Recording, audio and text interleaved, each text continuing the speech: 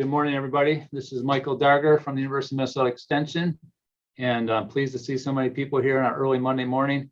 I just want to do an acknowledgement that today is a federally recognized Columbus Day. In Minneapolis, where I live, it is only recognized as Indigenous Peoples Day. So no matter what you're commemorating where you are, it is a day of commemoration. And with that, I will just do a brief land acknowledgement. The University of Minnesota's Twin Cities is built within the traditional homelands of the Dakota people. Minnesota comes from the Dakota name for this region, Minnesota Makoche, the land where the waters reflect the skies.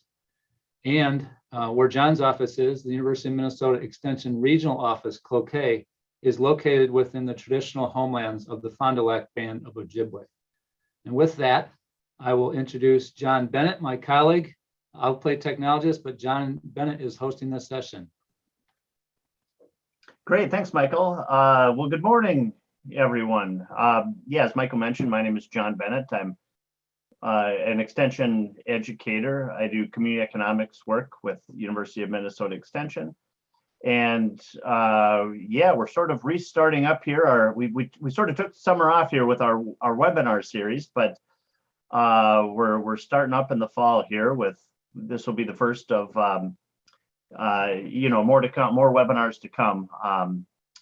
This is part of our business retention and expansion community of practice series. So many of you who are on the call may have done some type of work with us in the past on business retention and expansion, or you made it onto our list somehow. So welcome. We're really glad you're here. And today we're going to be having a conversation and hearing from our friend and colleague John Kaimig. John is with the University of St. Thomas Family Business Center, and a lot of the topics and subjects that we've talked about over the last couple of years with this series is related to business succession.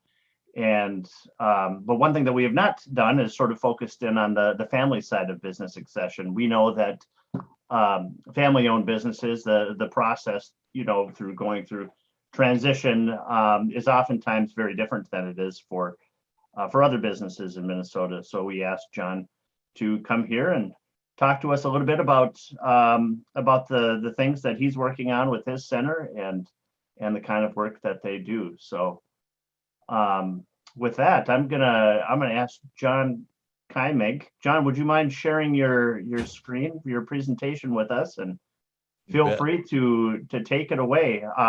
In just a minute here. First of all, I just want to say that we're probably going to go about 20 to 25 minutes here for this presentation, and we'll be having questions after that. So please feel free to put your questions in the chat or save them for the Q&A period, which should come in about 25 minutes or so. So with that, John, I'm going to pass it over to you and feel free to take it away. Great. Thank you, John and Michael. My name is John Kaimig. I am the director of the Family Business Center here at the University of St. Thomas. It's a pleasure to work with you guys at the U and with all the outreach you're doing in broader Minnesota, where there are a ton of family businesses. So thank you for having me. I've been the director here for 5 years, and I've been at St. Thomas for 8, which was when I was first introduced to this concept of family business education. So briefly about the center, this is our 30th year of educating business families. We serve families from, any sort of industry. We have one family in our center that's been around longer than Minnesota has been. And then we've got other families that have just kind of brought themselves together to work together and learn how to do that. In an average year, we get about 150 family businesses that attend our programming. The commonality with our families is that most of them have a couple of family members that are working together, and a lot of them are thinking about this transition or maybe just came out of a transition, and they're using our center as a place to kind of hold conversations. Less than half of the families that attend have any sort of affiliation with St. Thomas other than the Family Business Center. So we're very open to anybody that would like to try us out. We do breakfast events, full day seminars, And we have 5 different peer groups for executives, next generation members, and women in family business. We also do advisor education for accountants, attorneys, those folks that do the work of supporting family businesses. So what we'll cover today is a little bit of a background on family business. And there's a model called the 3-circle model of family business. I'll go through that and how you can apply that to a family business's future. And then we'll take a look at how to get the next generation ready for leadership and how to get the next generation ready for ownership, which is those are conversations, the ownership one especially, that most family businesses don't have. Kind of always thinking about the business and the family, but what do we really do with this ownership piece? What does that look like? Who can become an owner? What does it mean to be an owner? So I want to highlight a little bit of that. So those conversations can come back to other communities across Minnesota. And then what can be done as we're looking at transitions around the state. So a little bit of background on family business. They account for 87% of American companies and employ almost 60% of the private sector workforce. So those of you that are here from different counties across the state that are, representing workforce development, majority of your companies in your area are going to be family businesses. And generally, only about 1/3 of them successfully transition each generation. But 90% of those who adequately prepare do transition successfully to the next generation. So we really need to start having conversations in family business about how to get ready, and then to understand the tactical side of that as well. But really have the conversations, the communication within the family, and then find the right people that can help you from outside the family. And here's a little cartoon I like to share. Eventually, son, you'll be in charge of all of this, assuming, of course, that I can't come up with any better alternative. And I think that just goes back to the idea of how do we really get our next generation interested, get them the skills they need, and to have conversations that are not like this. How do we really get things going to that next generation? Here's a little bit of differences between family and non-family businesses. The average family business CEO is in that position for about 18 years versus publicly traded, which can be about 4 to 6. So you think about the leadership transition that happens every time you hear Target has a new CEO, within a year, it feels like there's a brand new C-suite. And then what happens as that goes through the organization? So in a family business, you have this ability to have employees there for a really long time. An old article showed that more than 3/4 of public CFOs would make decisions that destroy value to meet quarterly earnings. Family businesses, they're looking at next generation, not the next quarter. So you have this ability to just really focus on what's important long-term and ride through some of the tougher waves. Family businesses are more nimble. They make quicker decisions, much fewer owners that need to be satisfied. And one thing I love is that the Edelman Trust is an organization that does research on this, and their last version, I think, came out in 2019. People trust family businesses significantly more than publicly held. So it's not just this idea that family businesses can last longer, and typically do, but the public wants to work with family businesses because they trust them more. So here's this 3-circle model. It's very plain, but there's a lot to it. And when you look at what happens over time, when a family business starts, which is typically the entrepreneur comes up with an idea and maybe there's an employee or maybe not, these 3 circles are all slammed together and all the decisions are made kind of in one area by one person. What happens over time is they start to pull apart a little bit. And that founder, CEO, or whoever's in charge of the business usually sits right in the middle of that number 4 area. So oftentimes this is mom or dad or both, and they're part of the family, they're part of the management, and they're the owners. And what happens with their kids over time is their kids grow up in that number 1 circle of just being part of the family, and then they transition, some of them, into the business or into the management. And so this is really important because everybody in these different circles comes to the conversation, comes to the business, to the family with a different set of experiences and expectations based on where they are. Oftentimes there's a sibling that has no interest in being in the family business, and so they just kind of stay in this family circle. But over time, these three areas, these overlaps of the family, are ones where family businesses really need to pay a lot of attention. Because what happens when mom and dad look to retire? As they leave the management or the business, they could transition just back to the family circle, or they could keep some ownership. What does that mean as other kids move from maybe number 3 to number 4, and now they're making ownership decisions with parents who are no longer involved in the day-to-day of the business? And then what do we do with this child? Does this child, who maybe was a school teacher or a nurse, which seems like it's always one of those two that doesn't want to enter the business, do they get ownership? Do they move into here as somebody who's not part of the business? And that can be tricky conversations with family. Best practice is that ownership stays within the family members employed in the business. But we have a lot of family businesses in our center that completely disagree with that, because their owners are educated to be owners and they bring value to the family business, even though they get their paycheck outside of the family business. So this is a model that is really important for family businesses to understand and to plot their family and their key employees and understand how people can move back and forth. A couple of these other circles down here, number 7 is just kind of those key employees that are just in the management, not part of the family, not part of ownership. I don't see a lot of outside capital coming into this number 5 circle where there's no relation to the family or the business. And once in a while, this number 6 is kind of a key employee that gets some ownership. And so that's this 3-circle model of family business. And how do we use that to look to a family's future? So we come back to this and we actually write down the names of those people. So this is an exercise that business owners can do, and advisors can work with family business clients on this, or you can do this in your community, is to help families plot their family business in these circles, put all the family members, key management people, owners, and put them where they are, and really pay attention to the overlaps and make sure that the right people are in those overlaps.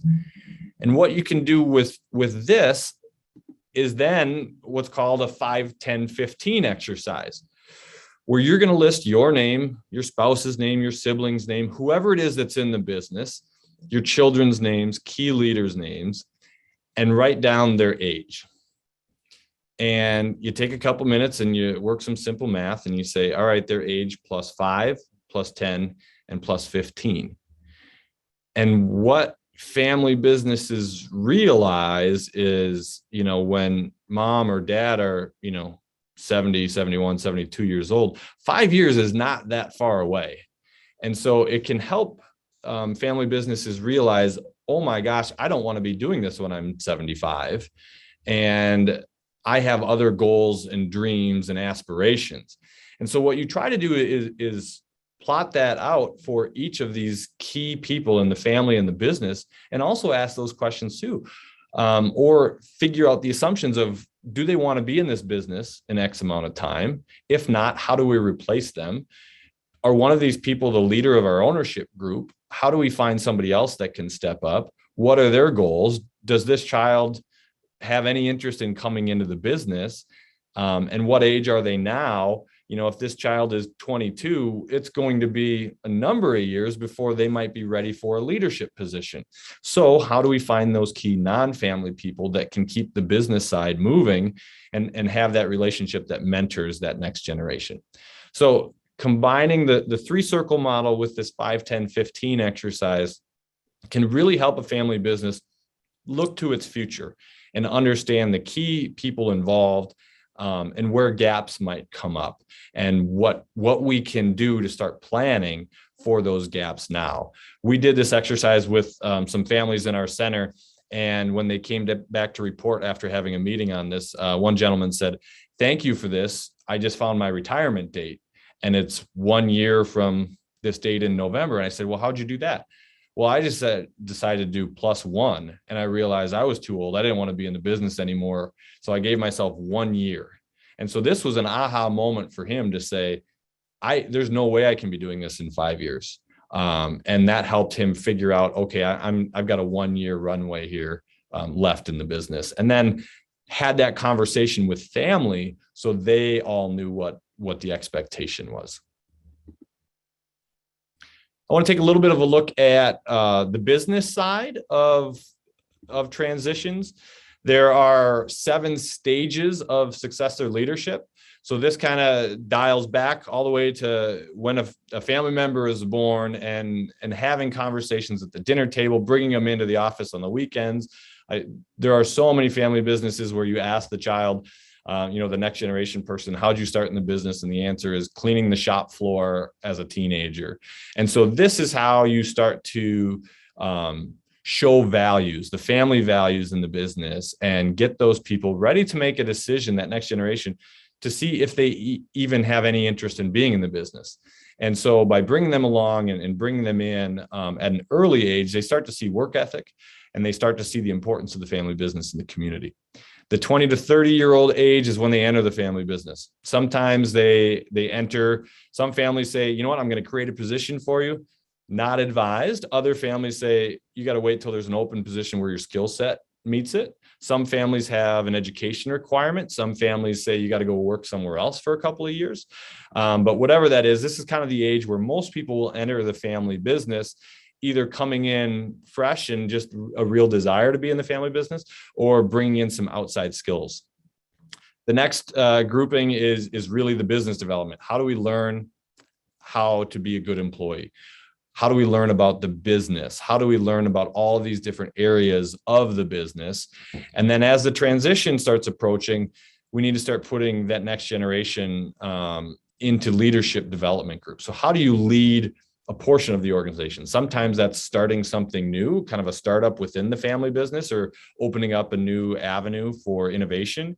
But other times it's, maybe 20 hours a week, they're working as the director of marketing, and the other 20 hours a week, they're starting to take on general business that they can be mentored by the senior generation. What happens next is the family kind of selects who the future leaders are, does the transition, and then once they're 45 or older, their next generation should be going through some of that attitude preparation as well. And ideally, if the family wants to keep the business as part of its family, this cycle will just repeat itself.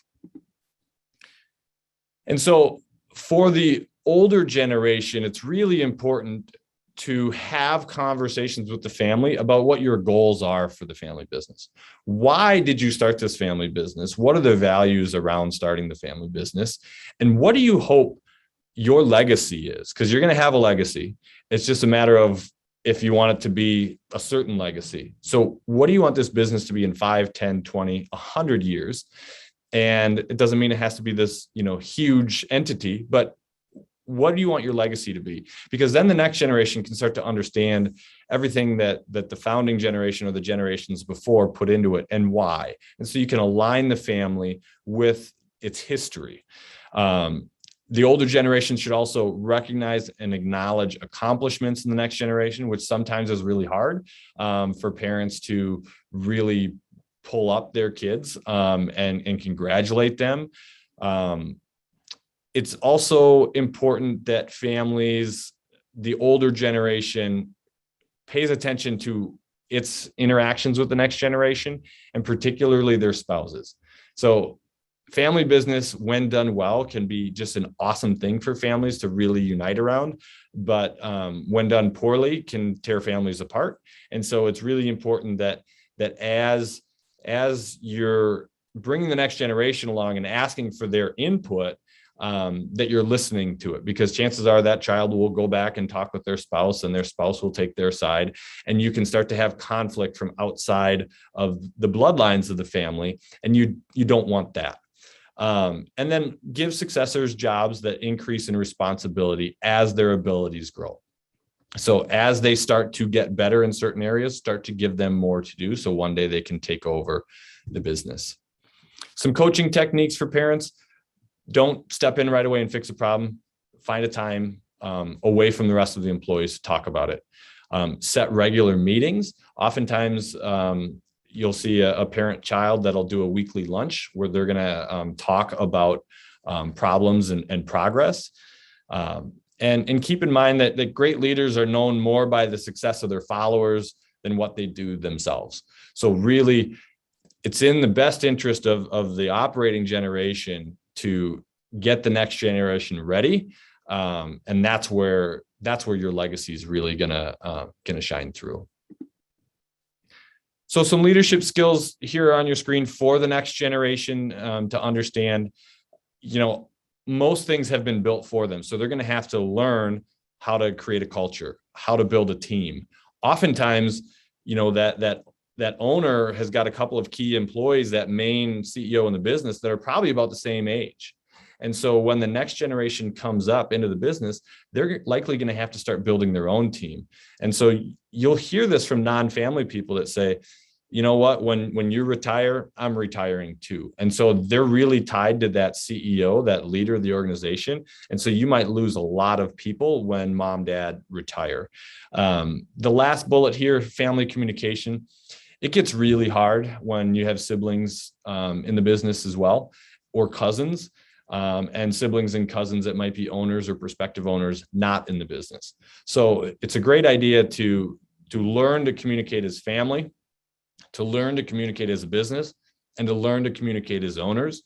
And one thing we tell families is to actually go into a conversation and say, I'm talking to you as a member of the business right now. I'm talking to you as a fellow owner. I'm talking to you as a family member, and to separate family, business, and ownership, those three circles, and say, this is what we're talking about right now. And these are the conversations that we need to have. So a little bit about ownership and what that means. Again, most family businesses that we talk with, kind of ownership just is this thing that happens because somebody started the business. And it can start to get messy and lead to problems that typically, play out in the newspapers and the courts, because they always play out at the same time that way, unfortunately. And they're usually around ownership issues. So I want to go over some different aspects of ownerships. You have operating owners. Those are the people that work in the business. So back to that 3-circle model. Those are the folks that are in the family, the business, and the ownership, or at least the business and the ownership.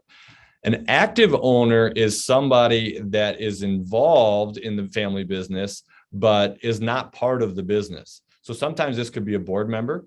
This could be a family member that does something else in the community, but shows up at family business events that are in the community. Maybe there's a fundraiser that the family business does. And so these people are active out there. They really care about the family business. They're just not there in the day-to-day. The passive owner is somebody that just says, hey, how's the company doing? Where's my kickback? I have an expectation to get money out of this.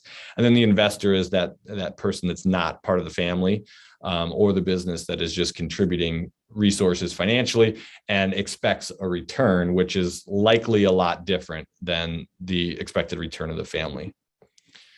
So what does ownership do? They decide everything from what business to be in. Do we want to continue to be a construction company? Do we want to, pivot to renewable energy? What is it that we want to be in? Owners get to decide that. They get to decide what sort of returns, if any, the family should expect, what sort of risk the family takes on, how to make the family business liquid if they want to get out of it, buy-sell agreements with each other, and how to transition plan. So there's a lot that needs to be thought about and discussed. And that's why it's important for owners to be educated so they don't become the passive owner that just says, where are my dividends? Because what happens a generation from then is that person's kids will have really hardly any connection to the family business and will just repeat the same things that mom or dad did of, where are my dividends? And then you start to really probably try to get into some buy-sell agreements to buy those people out. So the people that are more passionate about the family business are the ones that are owning it. And the role of owners is really to understand the business, the strategy, what's going on at a high level, keep the family values alive, maintain close relationships with other owners, and support development of the next generation. I mentioned earlier that family business, when done well, can be a really great thing for a family. I don't come from a family business. I don't have these connections with my family around this central entity that pulls us together. So you can really have great relationships with other family members because you have this family business. You can sit on the board or participate in a family foundation or community outreach. So there's a lot that owners can do and should be expected to do to really perpetuate the family business. For transition planning, you should really start at least 5 years ahead of a planned exit to really start having these conversations and involve family members in those discussions. Being an entrepreneur, they say, is a very lonely place. I would say being an entrepreneur in a family business is even lonelier because very often you see family business leaders that have no one to talk to about this stuff. And so they just kind of plan things in their head and kick things down the road. And so to have conversations with family, hey, I'm thinking about exiting the business. None of you work here. I'm just letting you know, can often lead to, hey, mom, dad, you never invited us to come into the business and we've been waiting on the sidelines for that to happen. And now we're ready. So please don't sell it. We want to buy it from you or transition it to us, however that looks. So really have those conversations ahead of a transition because you never really know what your family might think of it. And if they grew up in the business coming in on the weekends and they respect your work ethic, there's probably part of them that looks at it and goes, this is something that's really cool. Or maybe it's a pillar community business that employs a lot of people and that next generation, they don't care so much about the widgets that you're making, but they care about those values of being that community business and that large employer. Really important to showcase what that next generation brings so they can be a trusted leader within the employees that are there. Again, talk openly about future plans and get outside help. That can be anybody like a peer group, networking just with other owners at different Chamber of Commerce type events, things like that. Or it's bringing in specific family business advisors to help transition the ownership piece, to transition the leadership piece, whatever it is where your family has a pain point. There is typically outside help that's available for that. So around Minnesota, I think what can be done is to try and create family business gathering events. So our center, we get about 200 people that show up at our breakfast events, and they're all members of family businesses. I used to think they came because we put on great topics for them, and I think we do, but I later learned that they're coming because they want to learn from each other. And so when you get these people in a room together where they don't feel like they're alone, they can start sharing stories of success and some of their issues. And from that, we take that and create new programs based on what the pain points are. But this can be replicated anywhere as long as people are willing to come in and have conversations and try to learn from each other. We also do peer groups, which I think, Vistage, CEO Roundtable, there's a lot of organizations out there that do them. There are different ones in the manufacturing sector, but, a lot of different sectors have them. But to bring people together to start talking about whatever the issues are within their family business can be really helpful to get each other through that. Help owners discover their goals for the business. Again, what is your legacy, your desire for a legacy? What do you want to see out of this? Because that can really help. If it's really this owner wants a retirement home in Florida, okay, they're looking at a financial exit. If this owner says, I have no next generation, but I hope this business stays in this community for a long time, maybe it's connecting them with Sue Crockett at the Minnesota Center for Employee Ownership to look at that sort of option to keep that business in the community. Business owners are good at running the business. They can set a vision, strategy, they execute, but they need to do that on the family and the ownership side too. So they've got the skills and the understanding of what needs to happen, but how do we take that out of the business and put it onto the business as well? Again, point families to appropriate resources, convince families to start transition planning now, start having these conversations now. There's a difference between succession planning and transition planning. Transition planning is the event. That's when mom, dad leave the business, leave the ownership, whatever it is that looks like. Succession planning is how do we build this for the future? So it's just this thing that keeps happening. And that includes everything from buy-sell agreements to having being ready for the transition. It's how does somebody enter the business, a family member? What are the stipulations we put on that? Do we want to put an exit plan on there? What does it mean to be an owner? Do you have to work there? How do you acquire ownership? How do you get out of ownership? All of those things are part of succession planning. The transition is when the event happens. And the other thing, I think, stay connected with U of M. These guys do a great job of bringing programming around the state. And I know we're working on some stuff, and John kind of mentioned it, is that we're trying to really work with all these different entities to put resources out there for all business owners. And I think the U of M Extension does a great job of really spearheading that. I wanted to show just a little bit of what we do for family businesses. So these are the topics we do this year, and our families really guide what we do for topics. And so our next event's in a couple of weeks. We're doing it on using your family's values for business gain. And then we're doing 2 virtual events on Zoom. Like these guys, we've done a lot of Zoom lately. We did 26 events last year, and I was kind of cashed out of them. But our families said, hey, you know what, that actually worked pretty well. So we're doing 2 events when nobody wants to drive in the snow. And so one's on finding and keeping key non-family employees, working on a joint program with UW-Madison's Family Business Center. And I will say, go Gophers. We're just working on this one thing together. So we're gonna stick to the U of M pride. And then in February, in the spring, we're going to come back and talk about rights and responsibilities of owners, improving relationships, and family readiness for transitions. And these events, we have a membership for families that can attend. Otherwise, you can pick them a la carte, and we don't charge a family the first time they come to an event. So if you're working with a family business and one of these topics make a lot of sense for a family you're working with, just connect them with me, and there's no charge for them to come check us out. And if they come one time and eat our delicious bacon and never come back, that's a win in my book, because they're having some conversations within their family. That's what I've got. So I guess, John, I'll turn it back to you. Yeah. Stop sharing here, and we can get to some Q&A. Well, yeah, thanks, John. I appreciate that.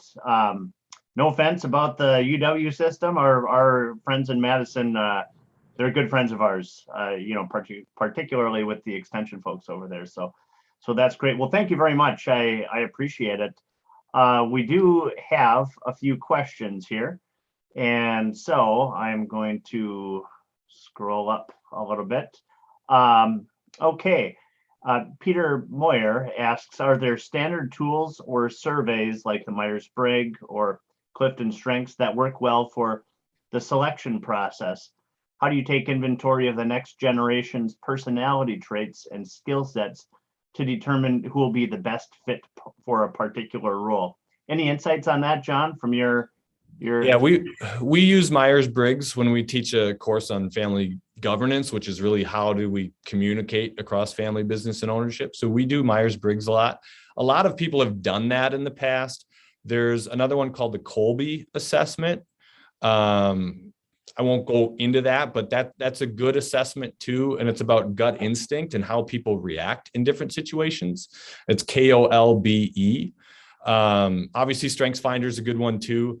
We don't do a ton of bringing these in because so many businesses have done them on their own.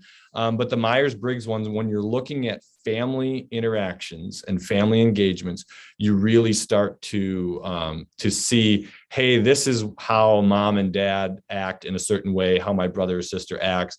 Now I can reframe things a little bit when I go to them and I understand why they don't speak up in a meeting. It's because I dominate the meeting because I'm an extrovert and they're an introvert, and I need to give them a half hour to think about it. And they're typically, as an extrovert, I know the introvert's going to come up with an idea that's often way better than what we blurt out as extroverts right away.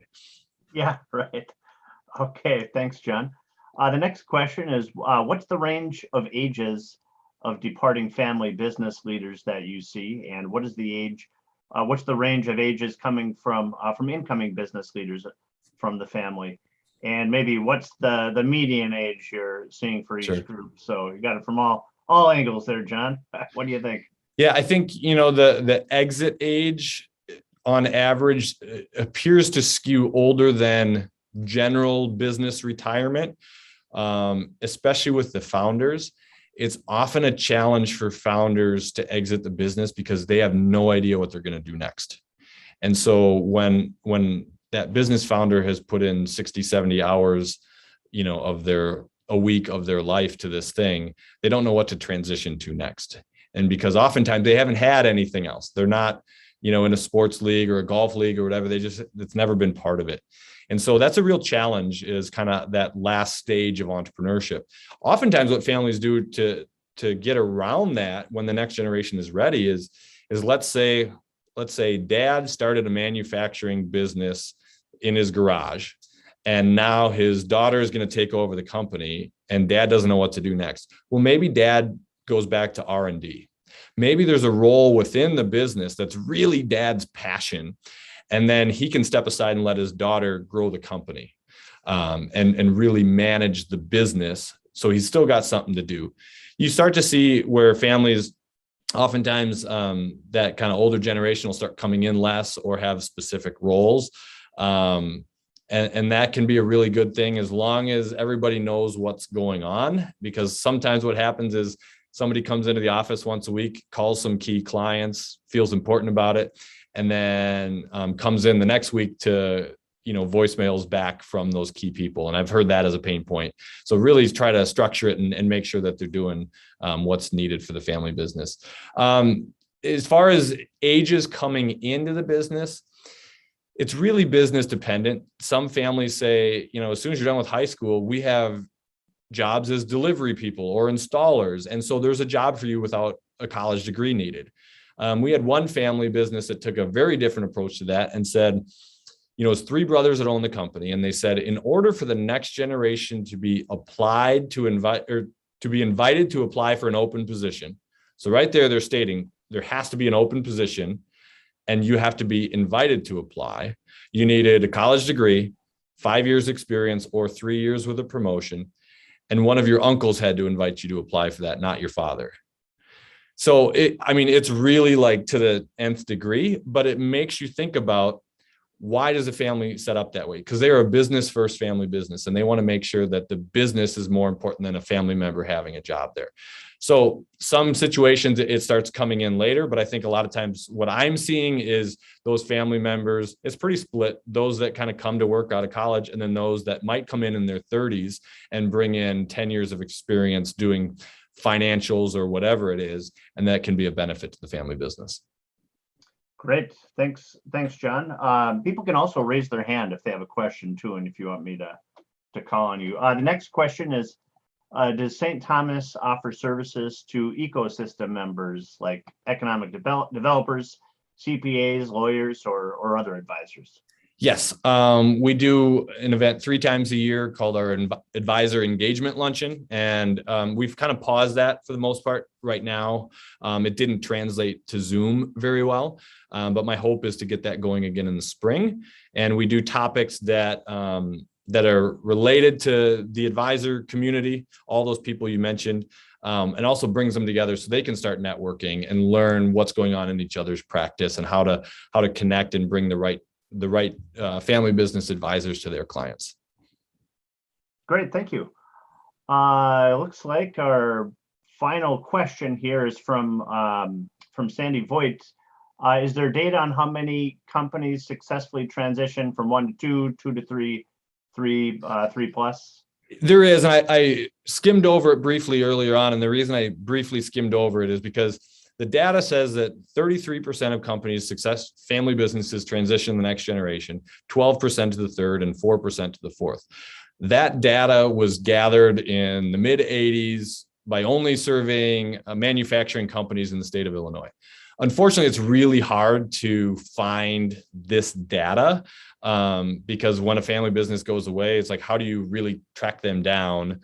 And with almost 90% of companies being family businesses.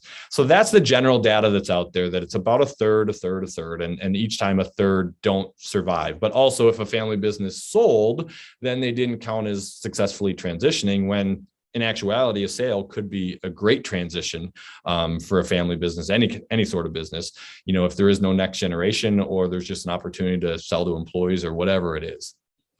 So John, I wanted to thank you for taking some time today and telling us, a lot of great information about family-owned businesses, and also certainly where folks in Minnesota can kind of turn to here if they, want to get involved with your center and those very important discussions that are happening as well. So thanks very much for taking some time today, John.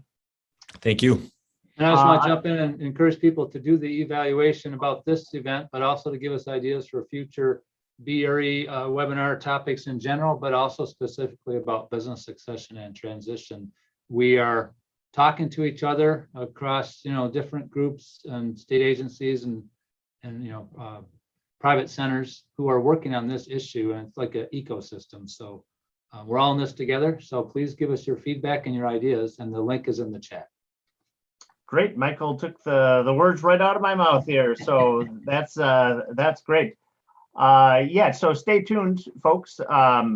We will we'll let you know what our next webinar is going to be coming up here, and we hope to see you then. So with that, thanks again, John, and hope everyone else has a great day.